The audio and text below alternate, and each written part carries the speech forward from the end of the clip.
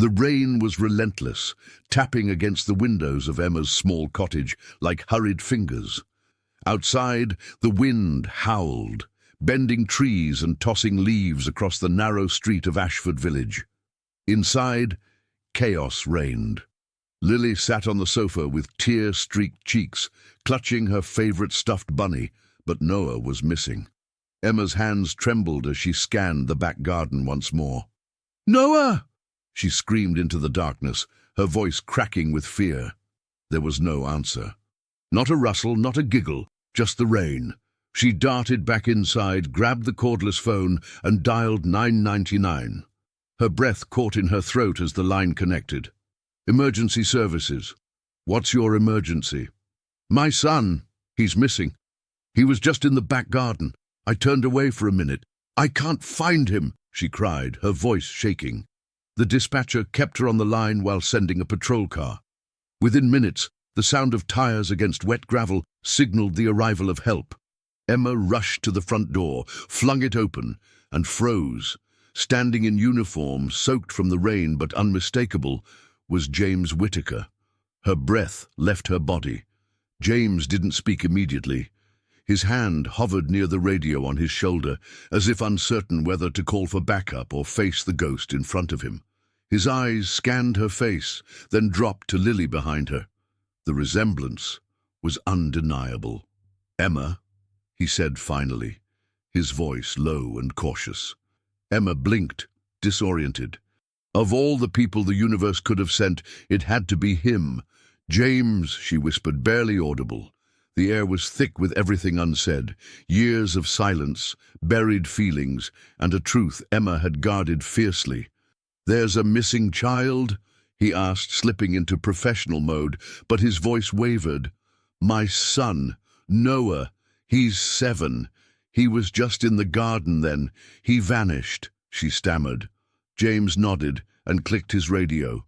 "Officer Whittaker responding to child search on Ashford Lane. 7-year-old male. Begin sweep." As other officers arrived and started canvassing the area, James stayed by Emma's side, his eyes flickering between her and Lily. There were so many questions behind them, but no time for answers. 15 agonizing minutes later, an officer called out, "Found him! He was hiding in the neighbor's shed, cold, but fine." Emma's knees gave out in relief. James caught her before she hit the ground. For a brief moment, his arms around her felt painfully familiar. "He's okay," James murmured, steadying her. She looked up, tears mixing with rain on her cheeks. "Thank you," she said softly, though her voice carried a lifetime of weight. James didn't reply. He just held her a second longer than he should have, and both of them knew nothing would ever be the same again. Emma stood in the doorway, her pulse pounding louder than the rain that still beat against the roof. The moment had frozen. James Whittaker, in full police uniform, stood before her, just as real and breathtaking as the day he left her life. James was soaked from head to toe, his hair slightly curled from the wet. His face had matured, but those grey eyes were unmistakable. He glanced past her shoulder again, where Lily was now standing behind her, peeking out with curious eyes that mirrored his own. His breath caught. I didn't expect to see you here," he said, hesitating. "Emma." Emma found herself stepping back instinctively, as if trying to hide everything behind her, her life, her choices, the children, her children. "I didn't know you were still in Ashford," she replied, struggling to keep her voice level. "I transferred back about 6 months ago. Needed to be closer to family," James said, then quickly added, "Didn't think I'd be seeing you like this." Emma nodded stiffly. "Neither did I." A tense silence grew between them, thick with unspoken history. Lily clutched Emma's dress, confused but sensing the weight in the room. Emma reached down and stroked her daughter's hair, trying to stay composed. James cleared his throat. "Your son, Noah, right? He's okay now?" "Yes. He was in the neighbor's shed. They'd left the door open. He said he was chasing a cat and got stuck when it slammed shut." Her voice wavered. "I panicked. I didn't know what else to do. So I called 911. James nodded slowly. You did the right thing. His words were kind, but his eyes hadn't left Lily. He was trying not to stare, but the resemblance was impossible to ignore. And then it hit her. He was putting it together. Emma, he began gently. She's my daughter, Emma interrupted quickly, her voice tight. Her name's Lily. James paused but didn't press further. Not yet. I should go check on Noah again, Emma added, stepping back. Thank you for responding. Really. I was just doing my job, he said, but his voice cracked slightly at the end. Emma gave him a quick nod and closed the door softly. Only when the latch clicked did she let herself exhale. Behind her, Lily tugged at her sleeve. Mummy, who was that man? Emma knelt down, her heart heavy. Just someone I used to know, sweetheart. Outside, James stood in the rain for a moment longer. He didn't head back to the patrol car right away. His mind was racing, heart pounding. He had seen it, in Lily's eyes, in the shape of her nose, in the way she tilted her head. There were questions he hadn't dared to ask. Yet, James didn't sleep that night. He lay in bed, staring at the ceiling of his modest flat, the rhythm of the rain from earlier, now replaced by the low hum of silence. But in his mind it wasn't silent. It was flooded with a pair of curious blue eyes, a little girl's nervous smile, and a boy he hadn't even met properly. He kept hearing her voice. His name's Noah. Noah. That name didn't just ring a bell. It echoed through time. It dragged him back to those long-ago evenings on the hill outside Ashford, where he and Emma would sit and talk about everything. They were so young, so full of hope, and when they talked about the future, the what-ifs, they'd named their someday son. If it's a boy, we'll call him Noah. Strong, kind, but still gentle. James rolled over and sat up. This wasn't a coincidence. It couldn't be. The next morning he arrived at the station early. He couldn't focus on his reports, couldn't concentrate during briefings. When his colleague asked if he was okay, he muttered something about being tired. But the truth was, he was spinning. At midday, he walked out, leaving his lunch untouched, and drove back toward Emma's neighborhood. He didn't know what he planned to say. He wasn't even sure she'd open the door, but he couldn't let it go. When he knocked, it was Noah who opened it. James blinked. The boy had shaggy brown hair, a serious expression, and eyes that reminded him of someone he used to be. "Hi," James said softly. Noah tilted his head. "Mum said not to open for strangers." Before James could answer, Emma appeared behind her son, tense and guarded. "Noah, inside, please." The boy obeyed without question. Emma stepped outside and closed the door behind her. "You shouldn't be here." James nodded slowly. "Maybe not. But I need to ask." She crossed her arms. "His name is Noah," James said. "That's not random." Emma looked away, eyes glistening. "I didn't choose it to spite you. I didn't think you did. But you and we said years ago, 'James, please.'" Her voice cracked. "I did what I thought was best." Best for who? You? Them? Or me, who had no idea they even existed? The silence between them burned. "I just need to know," he whispered. Are they mine?" Emma's eyes met his, and for a second her pain was raw and open. "Yes," she said, voice barely audible. "They are." James staggered back slightly, as if the words had physical weight. "I wanted to tell you. I almost did. So many times," she said. "But then, too much time passed, and then it felt too late." James looked toward the house, where two lives he never knew about were growing without him. And for the first time in his life, he truly didn't know what to do next. Emma sat alone in the kitchen, her fingers wrapped tightly around a chipped mug of tea that had long gone cold.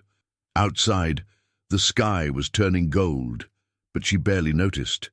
Her mind was still stuck at the doorway, frozen in the moment James had asked, "Are they mine?" And she had said yes. It felt like releasing a secret she'd been burying for years. Only instead of relief, all she felt was dread. She hadn't lied to hurt him, but she hadn't told him to protect herself, and maybe to protect the children too. Or at least, that's what she used to tell herself. But now that James knew, everything was different. She closed her eyes and let her mind wander back. They were just 22 when James got the job offer in London. It was everything he'd wanted: progress, purpose, escape. But it terrified Emma. She had just lost her father and didn't want to leave Ashford. She wanted roots. He wanted flight, and when she told him she might be pregnant, he panicked. No yelling, no cruelty, just a quiet, painful retreat. 3 days later, he was gone.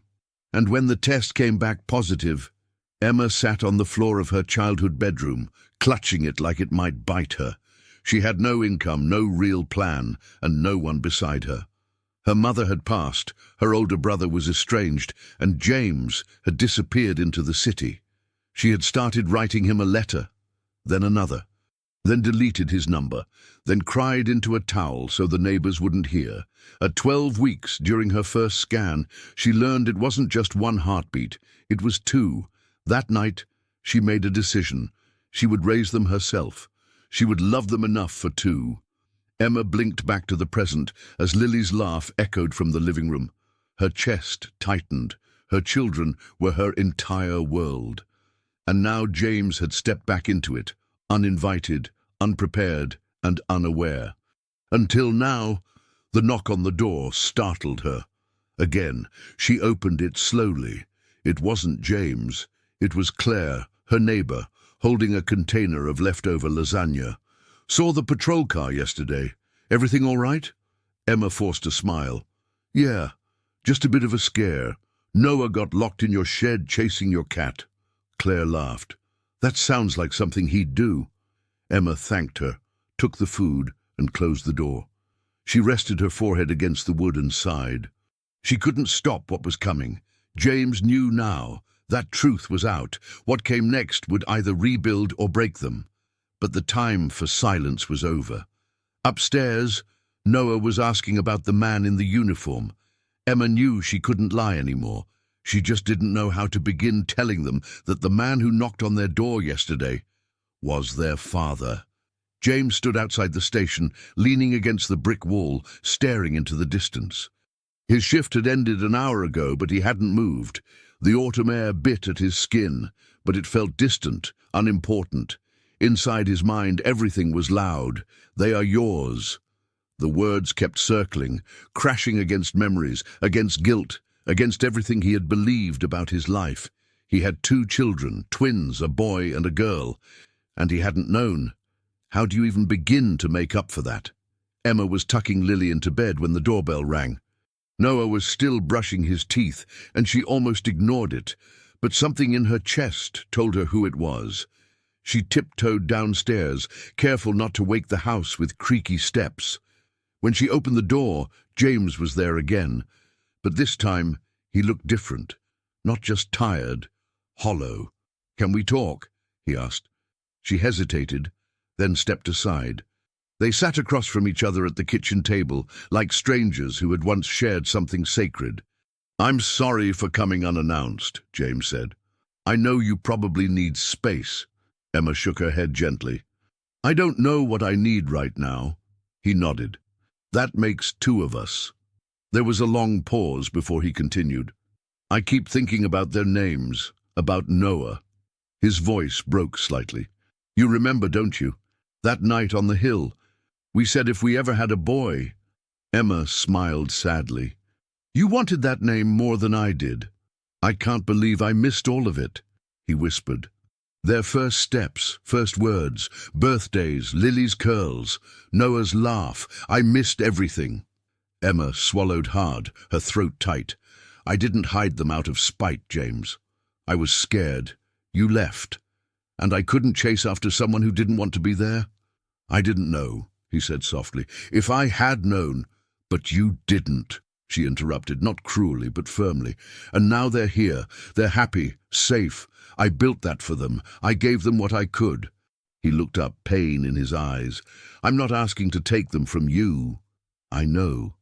I just need to know." Who am I allowed to be to them? Emma's lips parted, but no words came out. That question, who are they to you, cut straight to the heart of everything she'd avoided for 7 years. I don't want to confuse them, she whispered. But they deserve to know, he said. And I want to know them. I don't want to be a shadow in their lives. Emma looked down at her hands. She had spent years being strong, independent, decisive, but now she felt like a child again, unsure, vulnerable, lost. I need time, she said finally. James nodded, though his heart was breaking. I'll wait, however long it takes. He stood up to leave. At the door, he turned to her once more. Just one question, he asked gently. Do they know they had a dad? Emma hesitated. They know they were loved, every day. James closed the door behind him without another word. James didn't go home.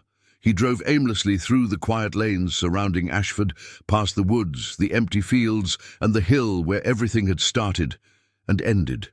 He parked there, staring out into the night, the stars barely visible through the mist. He had never felt such a heavy mix of emotions: shock, regret, wonder, fury. They were his children, and he hadn't even known they existed. For 7 years, part of him wanted to scream. Another part wanted to go back to Emma's house, demand to know why she had kept it from him, force the truth into daylight. But he had seen it in her face. She wasn't trying to be cruel. She was trying to survive. Still, the anger sat in his chest like a stone. He had a right to be angry, didn't he? Back at home, Emma sat in the dark, hugging her knees on the sofa. She hadn't told the kids anything yet, not fully. Noah had asked, "Is that policeman coming back?" Lily had said, "He looked like my drawings of Daddy in my dreams." That last one nearly broke her. She had read books about how to explain absence to children. She had practiced the answers, but nothing prepared her for this. When the clock struck midnight, she finally stood, walked to her desk and pulled out the old box from beneath it, the one filled with photos, letters she never sent, a baby hat from the hospital. She held a photo of James taken years ago, before their split. He was smiling at her, hand on her growing belly. Back then, there was still hope. What would he have done if he had stayed? Would he have been a good father? Would they have been a family? She didn't know, and she hated that. The next morning, James showed up again. This time he didn't knock. He waited across the road by the postbox, unsure if he'd be welcomed. Emma saw him through the window. She sighed, opened the door and waved him over. She didn't invite him in. "I came to talk," he said. "I figured. I need to say this, and I'll walk away if that's what you want." Emma nodded, arms crossed. "I'm angry," James said bluntly. "Not just hurt. Angry, because I missed everything. I missed the chance to hold them when they were babies, to hear their first words, to wipe their tears." "I know," she whispered, eyes welling. "And I know you were alone and scared. And maybe I wasn't the man you needed back then, but I'm here now, and I want to be part of their lives. I'm not stopping you. But I need more than permission, Emma," he said. "I need trust. And I need to trust that you'll be honest with me going forward. No more hiding." Emma looked at him, really looked. There was pain in his voice, but also sincerity. "I want what's best for them," she said. "Then let's start there." A long silence passed. Then she finally nodded. "All right," she said. "Let's try." It was a quiet Sunday afternoon when Emma finally agreed. They had spent the past few days navigating short, tense conversations, all polite, all careful, all walking on eggshells. But something had shifted. James was still angry, still processing, but he had shown up. Every day, not to fight, just to be there. That was what changed her mind. "Would you like to come inside for a bit?" she asked, almost reluctantly, as he stood on the porch again. He blinked, surprised. "Are you sure?"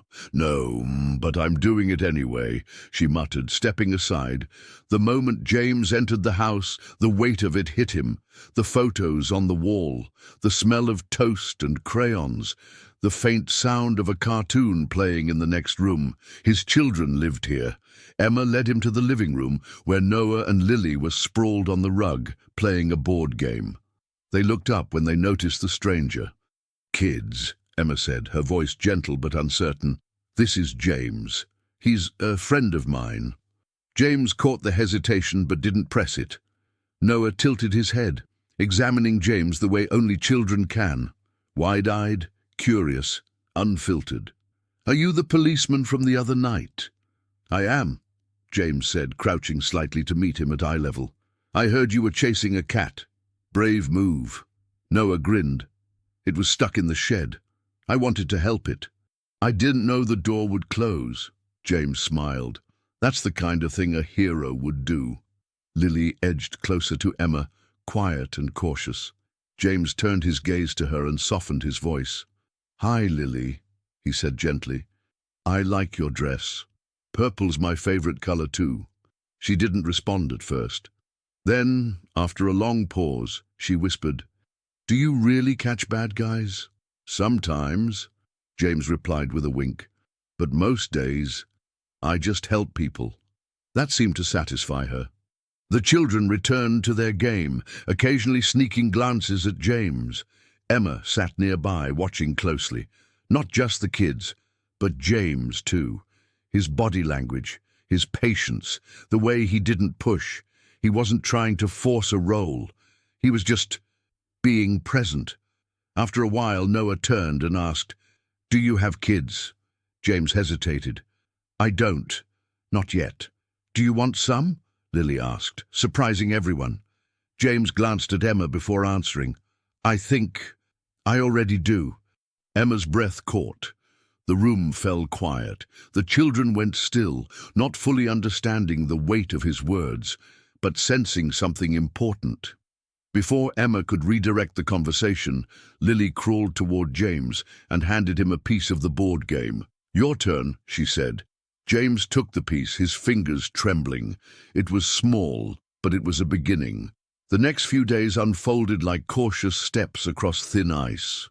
James started visiting in the afternoons under the casual title of Mum's friend.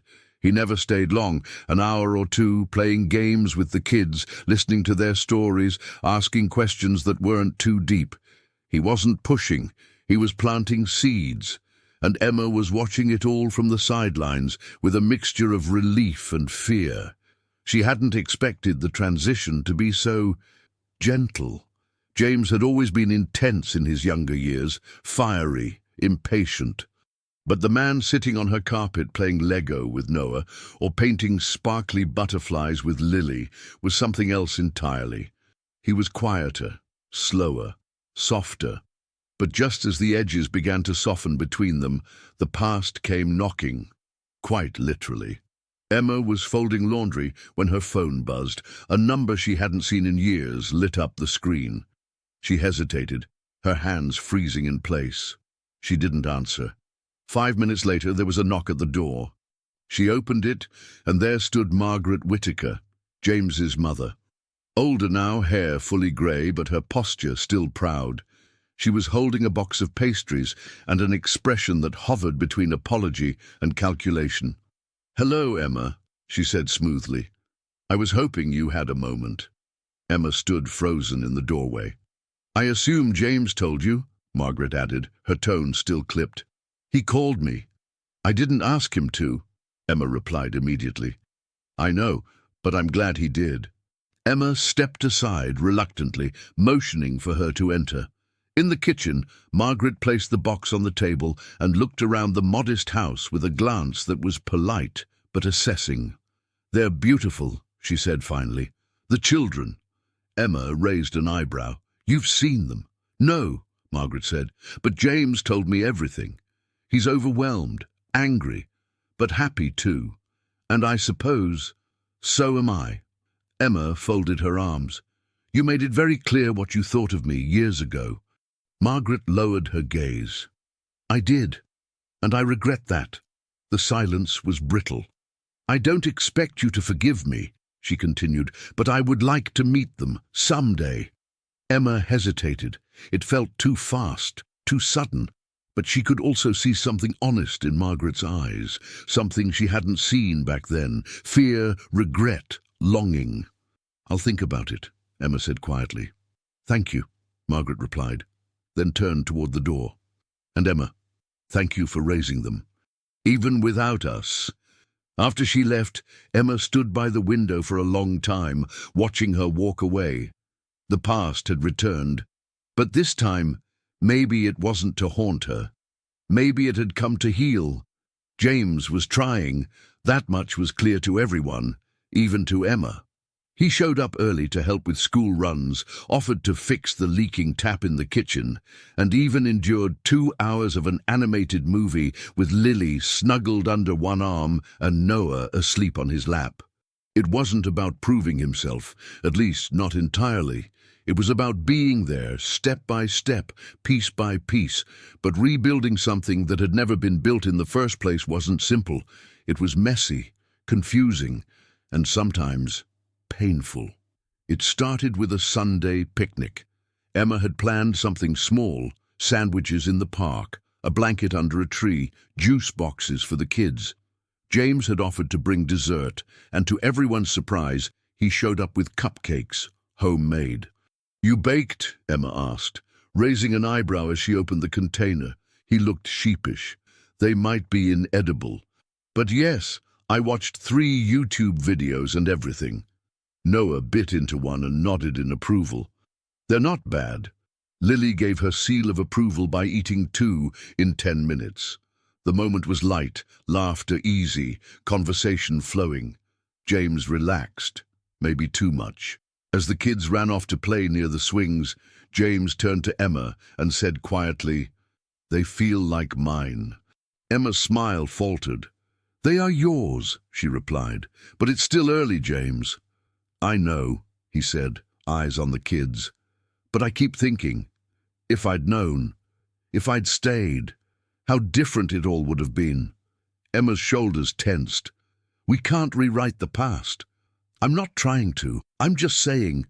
"But that's what it sounds like," she interrupted, sharper than intended. "Like you want to pick up where we left off. But that version of us is gone." James looked at her, wounded. "I don't expect things to go back to the way they were. I don't want to be on the outside anymore." "You're not," she said, "but this isn't a door you just walk through.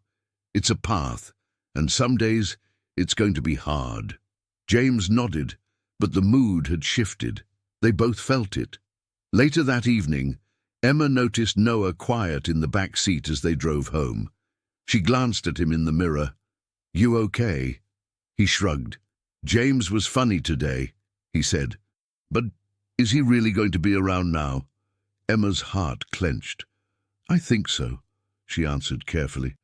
"Do you want him to be?" Noah was silent for a long time before saying, "Maybe, but not if he leaves again." Emma blinked hard against sudden tears. "He's trying, sweetheart," she said. "He's trying not to." At home, James sat in his car outside his flat, replaying the conversation in his mind. He had pushed too far, too fast. And Emma was right. This wasn't about making up for lost time in a week. It was about earning their trust. And he hadn't yet. But he would.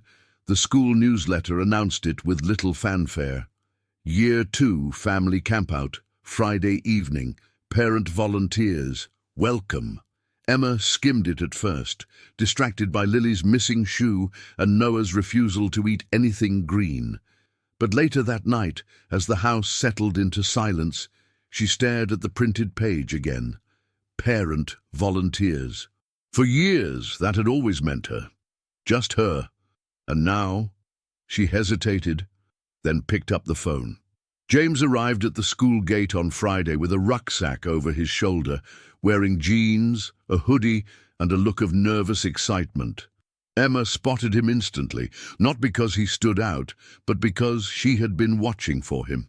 "You came," she said, managing a smile. "You asked," he replied simply. The field behind the school had been transformed into a tent village.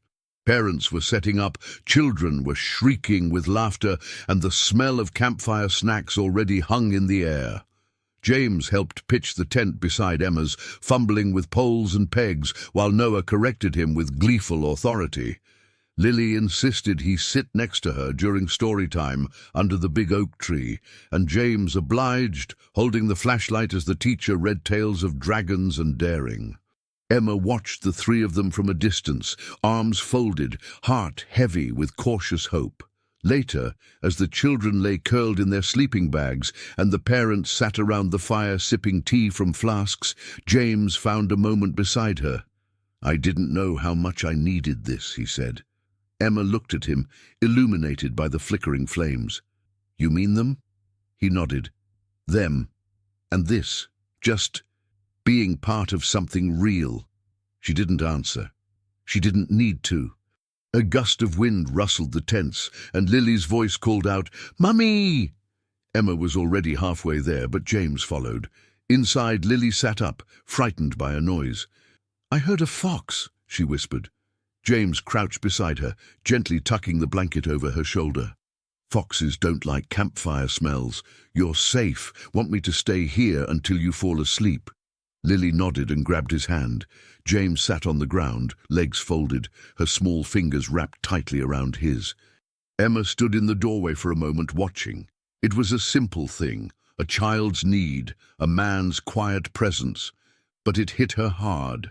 Not because it was dramatic, but because it was steady, constant, the kind of thing fathers do. And he was doing it. Outside, the stars shimmered above the field, the tents like small beacons of hope scattered across the grass. Inside, Lily slept peacefully. And for the first time in years, Emma allowed herself to believe maybe this was the beginning of something steady. Maybe they weren't just revisiting the past. Maybe they were building a future. Together. The rain returned to Ashford the next morning, gently tapping the windows of the local cafe where Emma and James now sat. Not as strangers, not as parents juggling chaos, but simply two people trying to make sense of something fragile, deep and unspoken. James stirred his coffee slowly. He looked different in plain clothes, more open, less guarded. Emma noticed the faint lines near his eyes, the way his hands still fidgeted with his mug, just like he used to. They hadn't planned to meet. After the campout, Emma had sent a quick message. "If you're around this morning, maybe coffee." He had replied almost instantly. Now here they were, cups in hand, silence between them more honest than any small talk could ever be. "I forgot how quiet you get when you're thinking," she said softly, breaking the stillness. James smiled faintly. "And I forgot how direct you are." She chuckled. "I'm more tired than I used to be. No energy for guessing games." "Same." Another pause. "I meant what I said yesterday," James began. "I needed that night, not just for them, for me too." Emma nodded. "You were good with them. Lily especially. She's not always that quick to trust." "That means a lot," he said, looking genuinely moved. "But I keep thinking, what now?" Emma exhaled. "That's what I wanted to talk to you about." She placed her cup down, both palms flat on the table. "I'm not just raising kids," she said. "I'm protecting them, their hearts, their peace. You showing up in their lives. It changes everything. And I need to know if you're in this, really in it, or if this is just a wave of guilt or emotion." James leaned forward, voice steady. "It's not guilt, Emma, it's love. I didn't know it existed until I saw them, but now that I have, I can't walk away. I won't." His voice cracked slightly. "I missed the beginning of their story, but I don't want to miss the rest." Emma's eyes welled with tears. She looked away, blinking quickly. "I was so angry at you," she admitted, "for leaving, for not calling, for not knowing." "I was scared," he said. "I didn't handle things well. I thought I was doing what was best, stepping away so I wouldn't ruin your life, but I didn't think about what we might lose." "You lost 7 years," she said. "I know." They sat in silence for a long moment, emotions flickering between them like a candle flame. James reached across the table, fingers brushing against hers. "We can't change what happened," he said, "but maybe we can decide what comes next." Emma didn't pull her hand away. Instead, she whispered, "Then let's start here. Just here."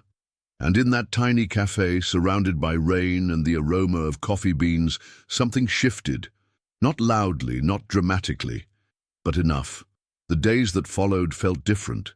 Not rushed, not declared, just unfolding. James was there more often, helping with dinner, walking the kids to school, fixing the broken hinge on the cupboard door that had squeaked for years. He didn't announce himself. He didn't demand anything. He simply showed up. Emma tried to convince herself that things were still just about the children, that everything they were rebuilding, this tentative rhythm between them, was rooted in co-parenting. But that lie was wearing thin. It was in the way her heart lifted when she heard his car pull up, the way he made Lily laugh with his ridiculous animal voices, the way Noah leaned against him without hesitation during movie nights. And the way James looked at her, not with old desire, but with something quieter.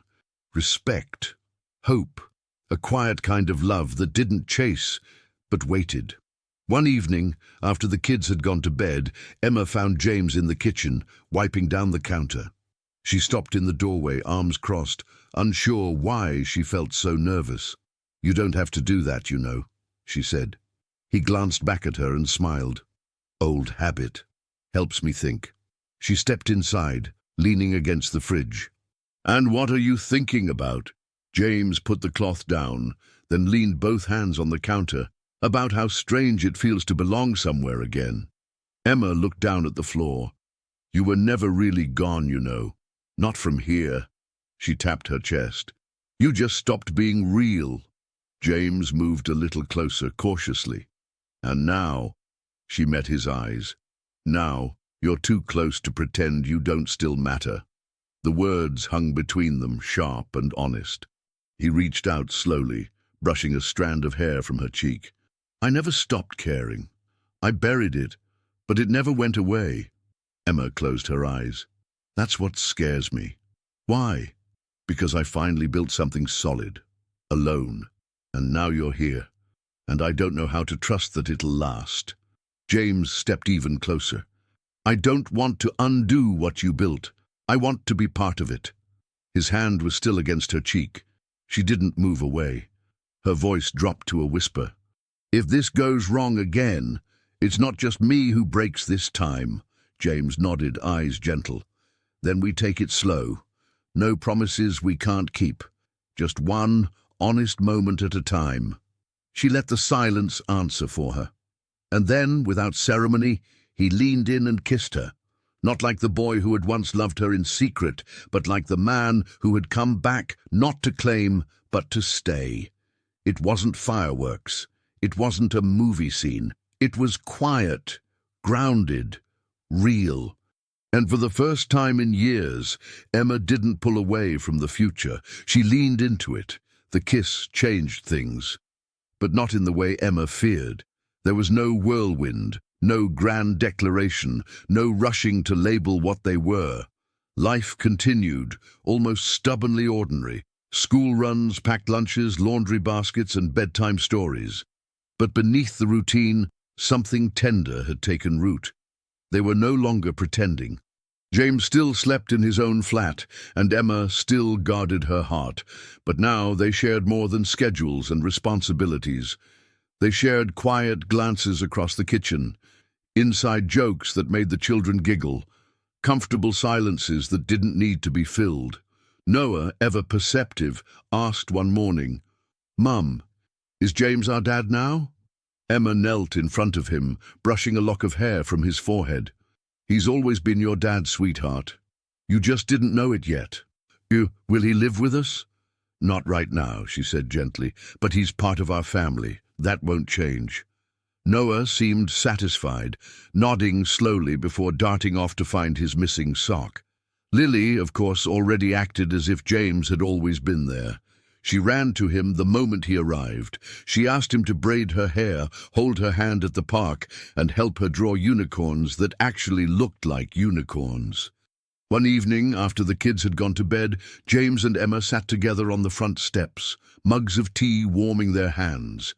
The air smelled like cut grass and faint wood smoke. "I spoke to my chief," James said. Emma looked up. "About what?" "Transferring to a unit closer to home. No night shifts, no unpredictability. I want to be here, for them, for you." Emma blinked. "Are you sure?" "I've never been more sure of anything." Her chest ached with the weight of what he was offering. Not romance, not apology, but consistency. A man who had once run from his fears was now running towards something real. She smiled. "They'll love having you closer." James hesitated. "And what about you?" Emma took a sip of tea, then reached out and laced her fingers through his. "I think we both lost enough time," she said.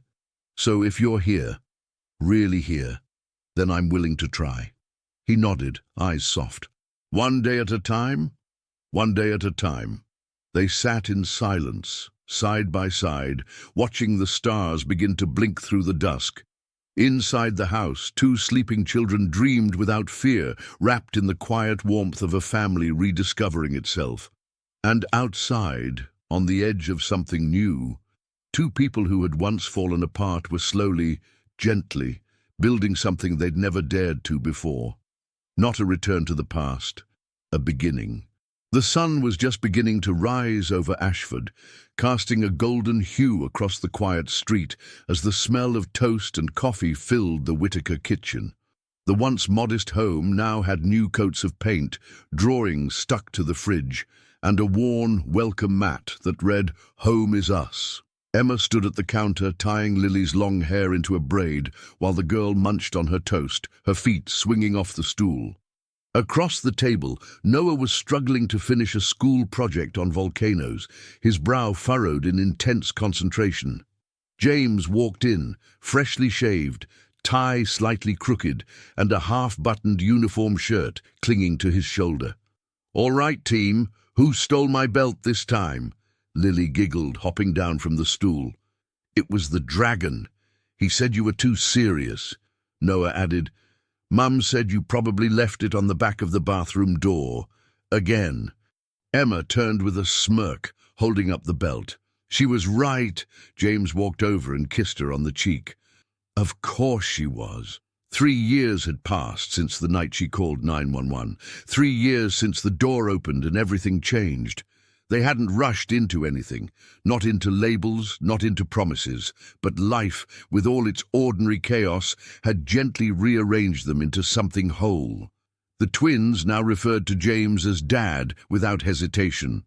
There had never been a formal sit-down, no dramatic reveal, just time, presence and trust, growing naturally like roots beneath their feet.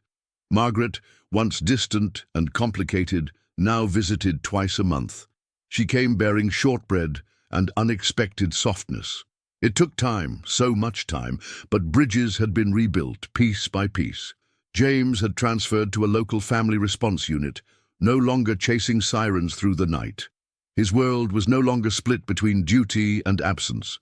He was present at school plays, at dentist appointments, at pancake breakfasts.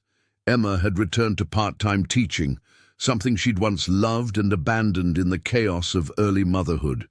With James by her side, she'd found space to breathe again, to rediscover herself as more than a mother, more than someone who had once been left behind. And now, as she poured coffee into 2 mugs and handed one to James, she looked around the kitchen and realized they had done it. They hadn't just survived. They had built something stronger, something honest. James wrapped his arms around her from behind and whispered, "How did we get so lucky?" She leaned back into him, eyes fluttering closed. "We didn't. We just stopped running." In the background, Lily's laughter mingled with Noah's groans about glue sticks and lava. Life wasn't perfect. It was better. It was real.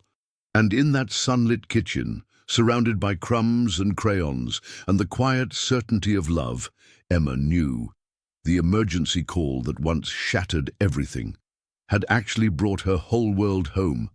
If this story moved your heart and reminded you of the power of second chances, don't keep it to yourself. Share it with someone who believes that love, no matter how delayed or complicated, can still find its way home. Leave a comment below, telling us which moment hit you the hardest. Was it the reunion, the first bedtime story, or that quiet kiss in the kitchen? We'd love to know what part of the world you're watching from. Tell us in the comments. Which country are you watching this from?